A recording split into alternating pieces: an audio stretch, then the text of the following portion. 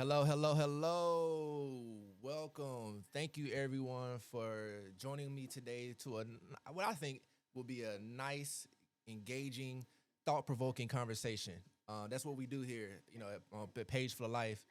It's all about philosophy. It's all about asking curious questions, trying to get to the bottom of those questions, having engaging and commentary with the audience, people who wanna jump in and get their thoughts. That's what this is all about. This is chapter 6, all right. But this is going to be a different iteration than the previous chapters. Coming out with a new segment.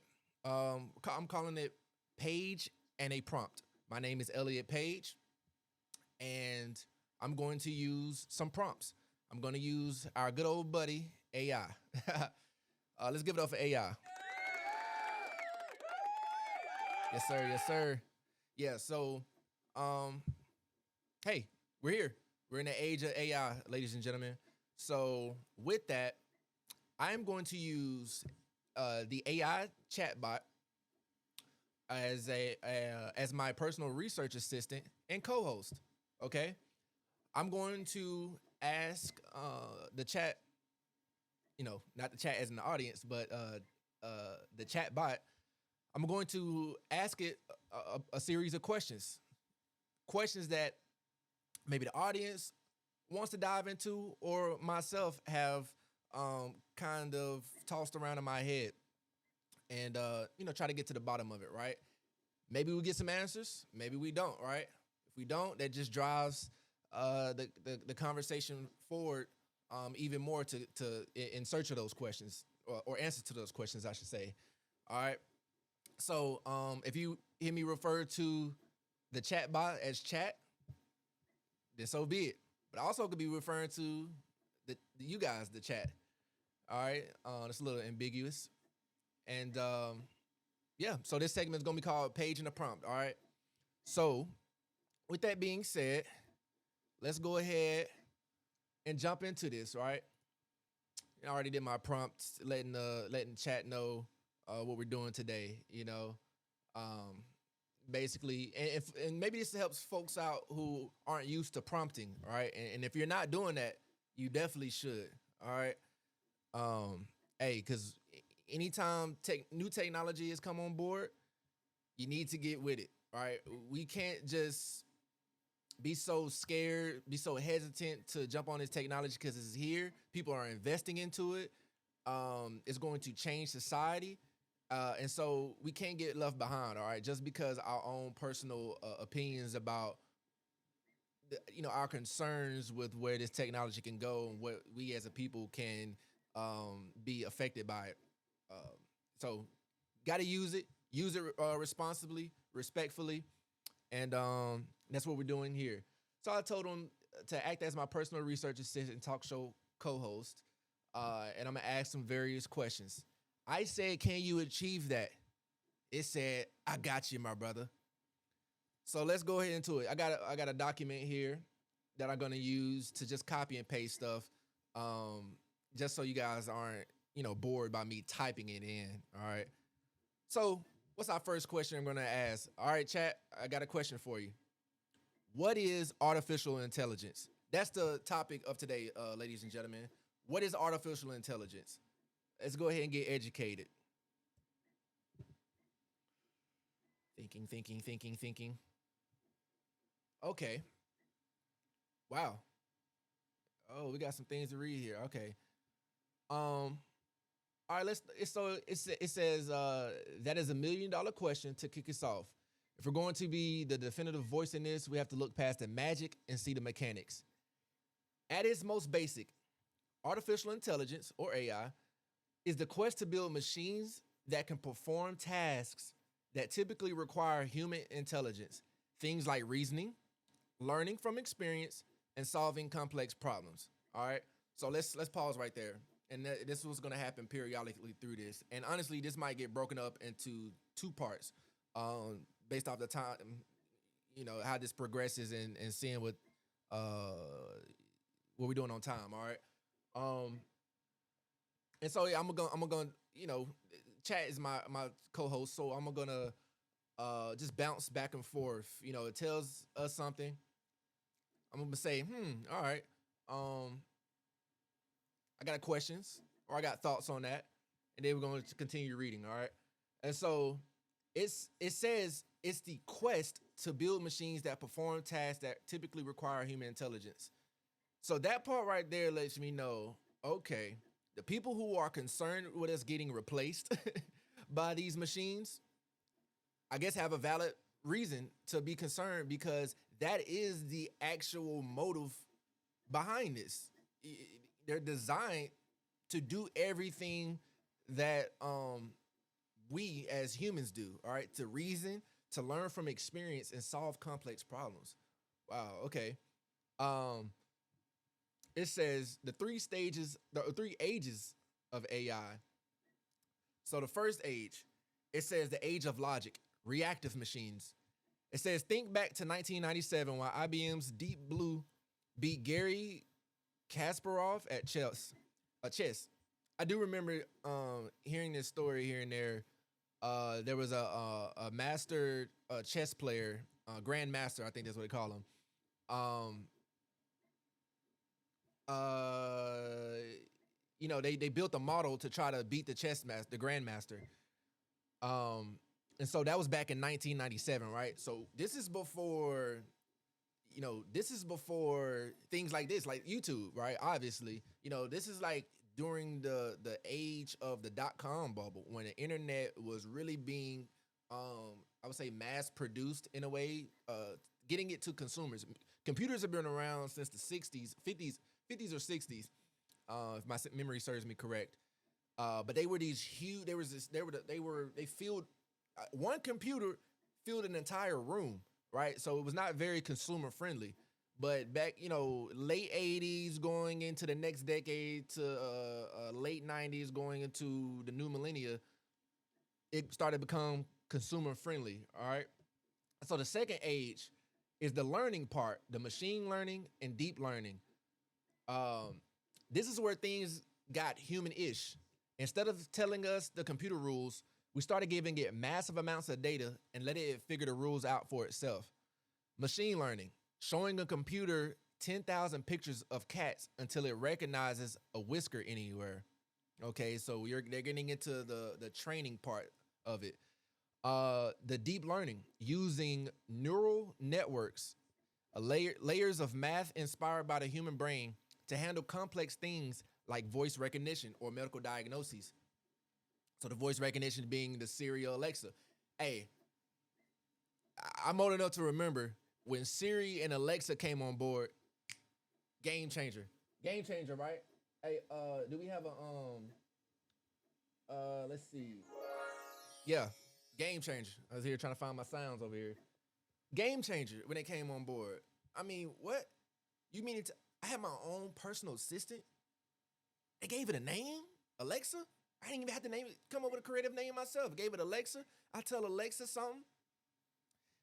It pops on with a nice, soothing, warm voice. Sometimes she don't listen to you, but the point is, hands off, hands free, convenient. They can do something for you that you otherwise would have had to handle yourself. You would have had to get up out the bed or out your seat to handle yourself. Hey Alexa, what is the weather going to be today? Then he had to grab my phone. Alexa gonna tell me. All right.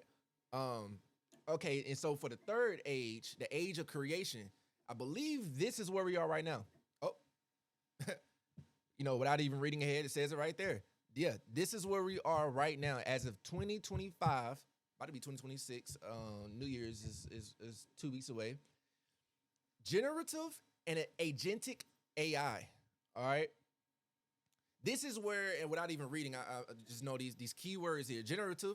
So, if you guys ever had some fun with like ChatGPT or using Google's Nano Banana, what's the other ones out there? You got Runway, you got Higgs Field, you got these various different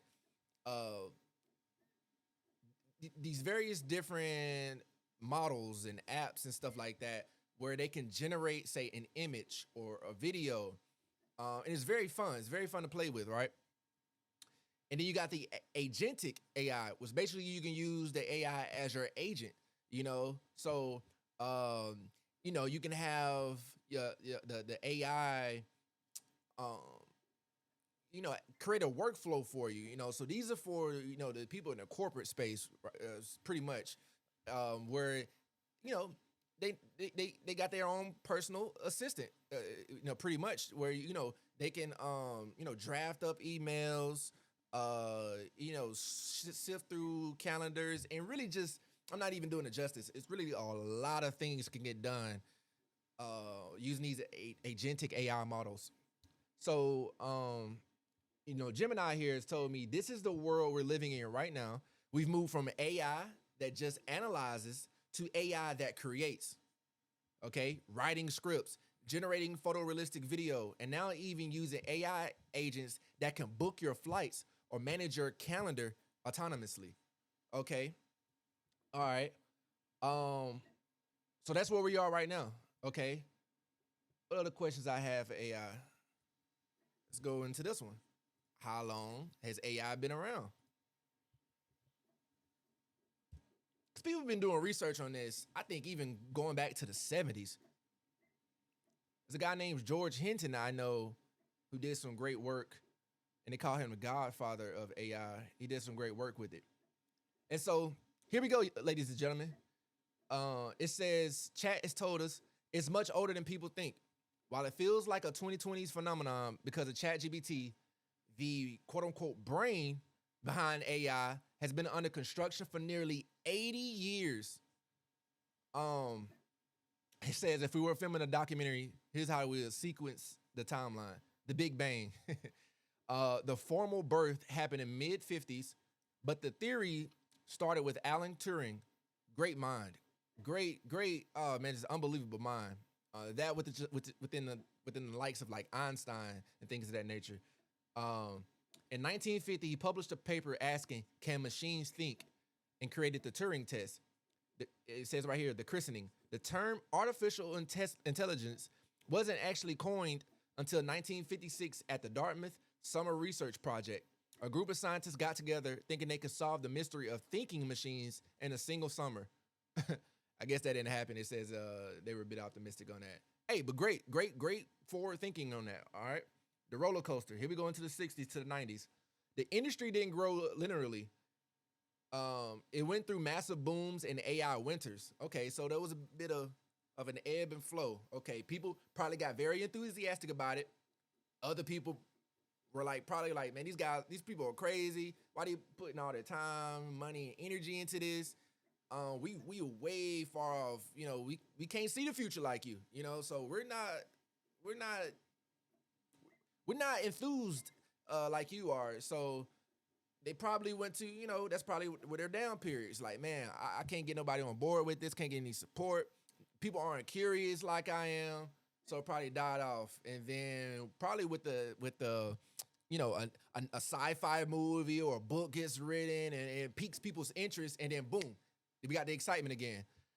So it says the first chatbot, okay, all right, was in 1966. A program called Eliza was created at MIT. Not surprising. MIT, just so many great minds have gone there that, I'm not surprised it got created at MIT. It was so simple, it just repeated your questions back to you like a therapist. Shout out to the therapists out there, man. That's sounding a bit like an insult. But people became emotionally attached to it anyway. Uh-oh. Kind of like what we've been hearing now in 2025. People using the chatbots as therapists. And you have some of these dark stories of people using AI as a therapist and then going on and committing suicide, right? And one of my questions, we'll get into that later, like the ramifications of that, is that morally just, things of that nature, all right? And so the AI winters, I guess it was a bit of excitement in the 60s, 70s, late 80s, kind of died down a little bit, I guess. The hype outpaced the technology. Governments pulled funding because the electronic brains couldn't even recognize a simple handwritten letter yet. Okay. Hey, look, the government got to see a little fruit. They got to see some fruits of the labor, right? They got to see it. You know, governments ain't really, and people in the governments aren't too forward thinking with that. They got things right in front of them that they're trying to, figure out, problems they're trying to figure out. Okay, then we got the modern awakening from 1997, which was the IBM, what's it called, Blue, what was it called, Deep Blue, going up against the chess grandmaster. 1997 to 2017, that's the modern awakening. It says this is where the math finally met the computing power. Again, 1997, Deep Blue beat the world chess champion. 2011, Siri lands on the iPhone, putting AI in everyone's pockets. Apple, just hey, if there was a Mount Rushmore of companies that just changed the entire landscape of society and drove society forward, Apple got to be on there. Got to be on there. I mean, gave us the iPhone, gave us a computer in our pocket, and then gave us AI in our pocket. 2017, Google researchers published a Transformer paper. This is the secret sauce that led directly to the generative AI we use today. It allowed AI to understand the context of words, not just the definitions. Oh, I might have to go read that research paper. Okay, what's our next question that I had for chat here? What stage and phase of AI development are we currently in? I think we already, my great research assistant and co-host here, chat, have already has answered that follow-up question I had. Right now, we are in what they call it the modern awakening, the agentic and generative AI stage. Okay, and I've heard that critical reasoning is next. Now that's a bit intimidating. It's a bit intimidating. That's the next stage. Is what I've been reading. Okay, let's get into this one. Can large language models, which is essentially what we're using right here with Gemini, can they critically reason right now? If not, why can't they? Let's see what chat says about that. This is the great debate of 2025. And it says, honestly, the answer depends on whether you care about the result or the process. Okay, what do you mean by that? If you ask a top tier model a complex math problem and it gives you the right answer, it looks like reasoning. Okay. But if you peek under the hood, most experts, including pioneers like Jan LeCun, I've not heard of him, argue that what's happening isn't critical reasoning in a human sense. It's sophisticated pattern matching. Okay. Here's the breakdown of why they reason differently than we do. All right. And I wonder, this is one of my questions, if it has something to do with having morals. Reasoning and morals, there's a tie-in in there. Okay, it says, the stochastic parrot problem. Large language models, LLMs, are trained to predict the next word, which is a token. When you ask a model to reason, it isn't using a logical engine. It's looking at its vast library of human text and saying, statistically, when someone presents this logic puzzle, the next logical sounding step is X. So, I'll read this next part before I say that. The failure point. In 2025, researchers, including a famous study by Apple, found that if you take a classic logic puzzle and change it just one tiny irrelevant detail that it doesn't fit the pattern found on the internet, the AI's performance often collapses. It follows the template of the answer it memorized rather than thinking through the new constraints. I believe that will fall under the definition of AI hallucinations. AI hallucinations are when the AI basically gets the answer to a question wrong. But going back, I had a thought when it was talking about the stochastic parrot problem. What that sounds like to me is what who was that guy? Jan LeCun said that it can't reason, but it can pattern match in a sophisticated way. And that's what it kind of was getting at right here, but it says if you presented a logic puzzle, it goes to the next logical sounding step. That makes sense. It says no world model. When you reason, you have a mental map of reality. You know that if you drop a glass, it breaks because of gravity and brittleness. AI's reality. LLM doesn't know what a glass or gravity is. Interesting. It only knows how the words glass and gravity relate to each other in a sentence. Because it lacks a physical understanding of cause and effect, it can't stress test its own logic against the laws of physics. Whoa. Hey, oh,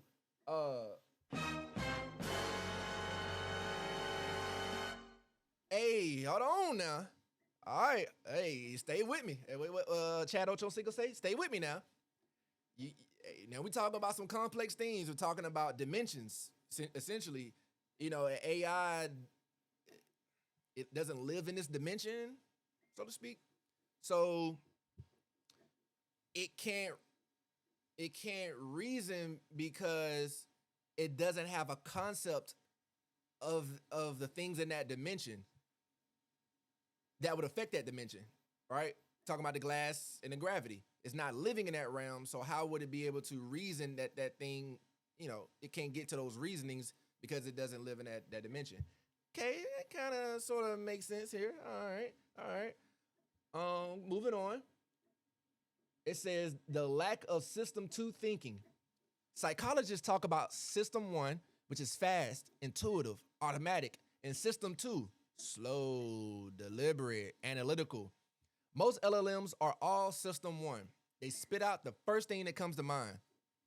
Sounds like a toddler, don't it? AI is very immature.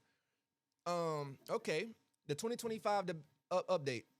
We are seeing a shift with reasoning models like OpenAI's O1 or DeepSeek R1. These use chain of thought processing, where the AI is forced to think before it speaks, essentially talking to itself to verify its steps. This mimics reasoning much better, but it's still operating on probability, not true understanding. Okay. Y'all keeping on. OpenAI and DeepSeek. Okay. So we're getting there, right? They're making strides to get to the critical reasoning. Okay, let's ask this question. As forecasted now, what will be the end game of AI advancement, right? Because if these things gonna just keep getting smarter and smarter and smarter, and I don't know if us humans are getting smarter and smarter and smarter at the same rate of speed, what's gonna happen now? There's gonna be some iRobot type of stuff going on. They're gonna take over. I don't know. Let's see. See what you got. See what you got, my toddler, non-critical reasoning friend. Okay. This is the season finale question of the AI era. I was getting a little creative on me. All right. If we're forecasting from our current vantage point in late 2025, the end game isn't a single event. It's a series of levels like a video game where the stakes get exponentially higher. It says, as your research assistant, I synthesize the current leading theories from the brightest minds in the field. Well, thank you, chat. Thank you for that. Doing the heavy lifting for me. That's why you're here. Okay, level 1, AGI, Artificial General Intelligence. The forecast. Many experts, including leaders at OpenAI and Anthropic, for those that don't know, OpenAI is ChatGPT. It's the name of the company, and Anthropic, their model is Claude. Very great model too, by the way. They are now circling 2027 to 2030 as the window for AGI. What is AGI? This is the point where a machine can do any intelligent task a human can do. It's not just chatting, like we're doing now. It's an AI that can learn to be a world-class coder, a lawyer, and a chemist all at once. Oh man, slow down now. You only get, you only can get paid a certain amount of money now. Hey, what I always tell people, don't show them too much. They're gonna ask you to do everything now. All right, but the impact. What is the impact of that? We move from AI tools to AI colleagues. Am I doing that now? By having you as my co-host? I'm not paying you now. I don't got. Hey, look, let's cut that out. In 2025, we're already seeing agentic AI that can plan and execute complex tasks over days without human intervention. Okay, so we're getting there. We're getting there. Level two, the intelligence explosion. I don't have an explosion sound, I don't think. I do not. Okay. All right. The explosion, where I'm at, I feel like I lost my place. Okay, this is forecasted for the 2030s. What's the concept? What's in one band, one sound? For all my people who watch Drumline. Once an AI is as smart as a human AI researcher, its first job will be able to design a better version of itself. Whoa. Now we getting into that territory of concern. Okay? Okay. The result. This creates a feedback loop. Humans take years to learn and months to code. That's true. And AGI could potentially evolve every few hours. This leads to artificial super intelligence, a mind that is to us what we are to an ant. Let me read that again. This leads to ASI, artificial super intelligence, a mind that is to us what we are to an ant. So basically, it's going to be a giant in our minds. It's going to supersede anything we can honestly. To me, it sounds like it's going to be so damn smart that we like we're just shocked at what we're looking at, right? Shocked. Level three, the post scarcity or post work economy.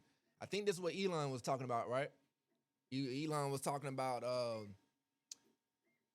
AI will advance to the point where people will not, they won't have a need to have jobs. I think that is just a very fascinating concept. Okay, this is the late 2030s and beyond. AI solves the hard problems, fusion energy, carbon capture, and curing all biological diseases. If robots do all the labor and AI does all the thinking, we hit the age of abundance. Oh my God, I did actually I seen that somewhere else talking about the age of abundance. That's interesting. The end game here is the decoupling of survival from work. Okay, hey now. That don't sound too bad. Just live just to live, right? Ain't that what the actually I don't think that there's ever been in civilization, to be honest with you. I mean, ever since we've been on this earth, we've been working. Even going back to when we were hunter gatherers, we had to work the land in order to eat. We had to, So, okay. It says the realists end game, but that was the optimistic one. The realist, it says massive wealth inequality where the owners of AI control all resources, leading to a total restructuring of social contracts.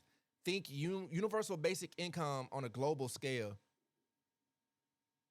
It sounds like a dystopian society where there's only a few there's a few puppeteers controlling a massive amount of puppets. Hey, I got all the power and influence, and we're going to control the situation here.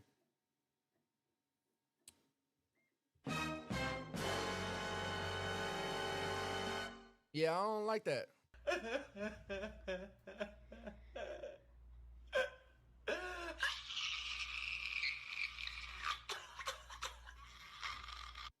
That's a little scary. Okay.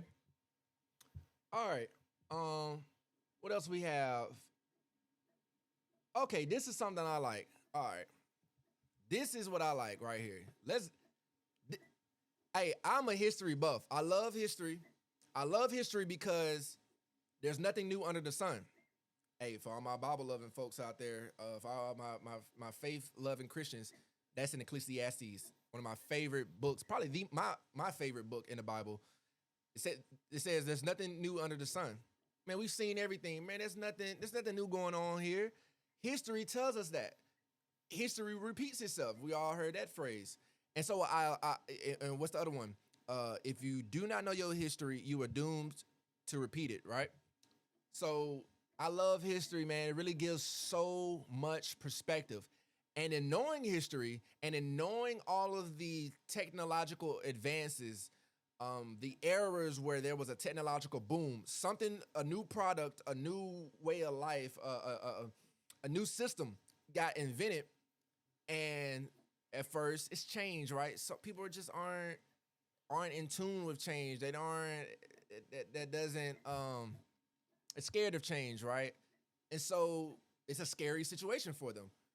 Um, but ultimately, it advanced society. That's what technology does. It's what it's supposed to do. It advances society. It makes uh, things a little bit more convenient in order to get more efficient, right?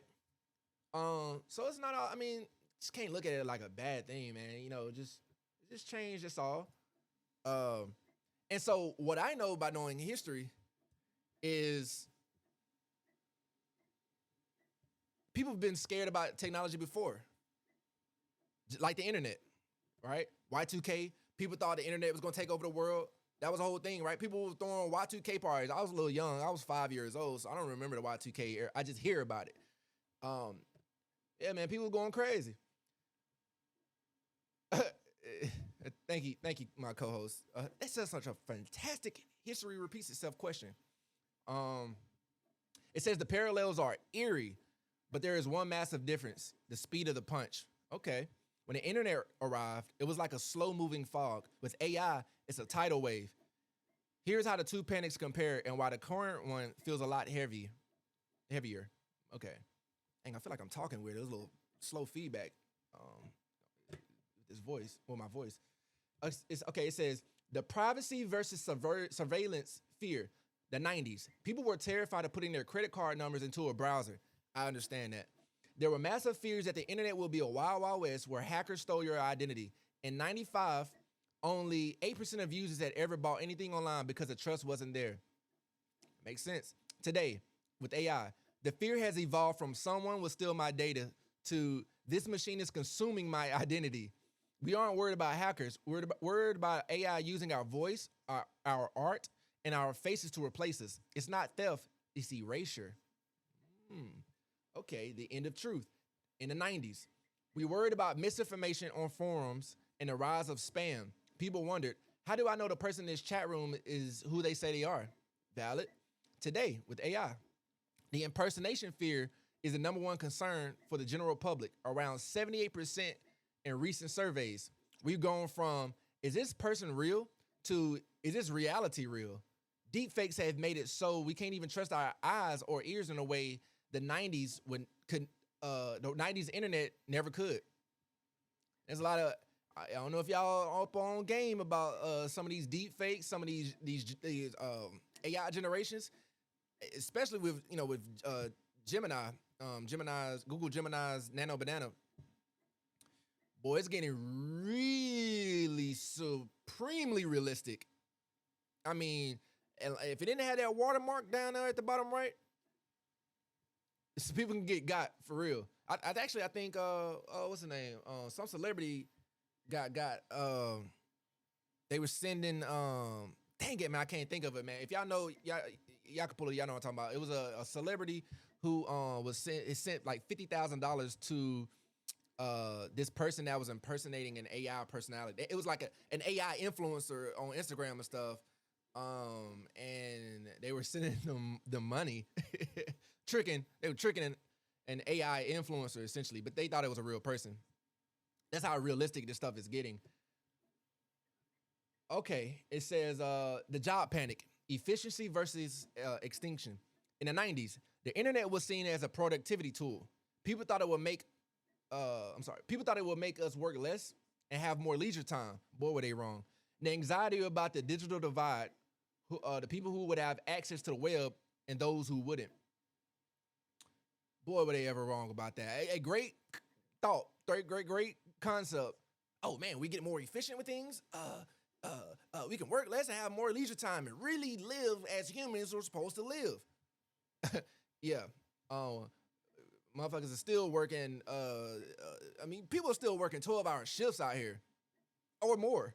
People are working like a dog these days. That ain't letting up. It has not gotten better. Okay, today, with AI, the vibe is much darker. The goal of many AI companies isn't just to help you work, it's to automate your job entirely. We've seen artists, coders, and writers go from using a tool to fighting a replacement in less than 3 years. The existential difference. The 90s, the internet was a place you went to. Remember the dial-up screech? Yes, I remember dial-up. It was a network. Nobody thought that the World Wide Web was going to be conscious and decide the fate of humanity. Today, we have the godlike intelligence problem. What the hell is that? For the first time, we're dealing with a technology that doesn't just connect minds. It is a mind or a simulation of one. Okay. So a little bit of difference. Um, okay, here we go. Another history one. Provide insight into people's reluctance to electricity when that technology arrived. I've seen political ads back in the day. What was it? Like 1903 and things of that nature. Yeah, people had like the wires. They had a picture of illustration of like the wires in the city, and people getting tangled up in them. People were frightened that, and I don't even know how people would. Maybe it was an exaggeration. So how would people get tangled up in a telephone line or electrical line that was on a pole like 10 feet high in the air? Like, how would they get tangled up just by walking the street? Having to get tangled up in the air in these wires. But that was the real fear. They thought electricity was just bad, right? And so it says, that's a great parallel to draw. Electricity was an invisible force that fundamentally changed how humans related to the physical world. If you think people are freaked out by AI agents now, you should have seen the headlines in the 1880s. When electricity first started entering homes and streets, the reluctance wasn't just fear of the new. It was a mix of genuine danger, class warfare, and what I like to call invisible monster syndrome. All right? Because you got to think about it, man. Think about the perspective of that back then. An invisible force. Like, you can't see it. You can't, touch it. Essentially, you can't, essentially, you can't touch it. But this thing is so powerful that it can light up a whole city. Light up an entire room. Get that? These people were using oil lanterns and candles and things of that nature to light up maybe half or a corner of the room. You flip a switch and it's bright as day. That had to freak people out. The understrained demon, literal physical fear. In 2025, we worry about AI stealing our jobs. In 1889, people worried about electricity would melt their brains or pull the rain out of the sky. The spider propaganda. There was a famous political cartoon from 1889 called An Unrestrained Demon, which depicted the tangle of overhead electric wires as a giant spider trapping humans. Okay? It's kind of like what I was talking about. Public deaths. In New York City, a linesman named John Feeks was electrocuted in front of thousands of onlookers. His body hung in the wires for nearly an hour, sparking and smoldering. This created a massive overhead wire panic that makes today's fears of AI hallucinations look mild by comparison. Yeah, because the worst thing that AI can do now, well, I ain't gonna say one of the worst things. One of the things that AI can do now by it hallucinating, by basically getting the answer to a question wrong, is just wrong. You didn't get the information you needed. Back then, people getting electrocuted, like actually dying, frying, The war of the currents, the first hype war, just like the open AI versus Google versus Meta arms race today, the 19th century had the war of the currents between Thomas Edison and his direct current invention and George Westinghouse with his alternate current invention. And it helps to mention George Westinghouse was the financial backer, the investor of Nikola Tesla's AC current that he invented. And Nikola Tesla used to be Thomas Edison's protege until Thomas Edison basically was not trying to give credit to Nikola Tesla.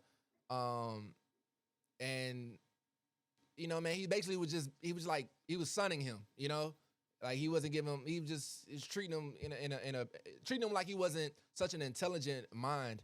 And so Tesla went off and did his own thing, and he invented the AC current, which we use to this day. That's how brilliant of a mind Tesla was. Edison was so desperate to win that he launched a campaign against AC power. He helped develop the first electric chair specifically to show that AC current was a death in a wire. He even famously electrocuted an elephant named Topsy to prove his point, the AI connection. This is exactly like the safety debates we see now. Companies often use fear of the other guy, AI, as a way to lobby for regulations that favor their own tech. And then we have moral and superstitious panic. People back then saw gaslight as domesticated stars. It was familiar and warm. Electricity was cold and unnatural. It makes sense. Nervousness. Doctors actually theorized that the constant hum and the unnatural brightness of electric light would cause a new disease called neurasthenia, basically a nervous breakdown from overstimulation. The class divide. For decades, electricity was a toy for the rich. Rural families in the early 1900s didn't see it as progress. They saw it as an urban intrusion that would ruin their way of life. Much like how some communities today see AI as a Silicon Valley elite tool designed to replace the working class. Okay. So, I mean, people were really freaked out back then. um, you know what? I think we're going to end it right there. Hey, that's part one. Stay tuned for part two of this introduction and this discussion on all things AI. All right. This has been chapter 6, Pageful of Life, Page and a Prompt. I'm Elliot Page, a modern day philosopher, a person just curious about the world, want to get some answers and things of that nature, man. Please drop in the comments or go to my website. Go to my website. Here we go. Pagefuloflife.com. And send me a message if there's something you want to talk about, a topic you want me in chat to dive into. Let me know. All right. But peace. Be blessed.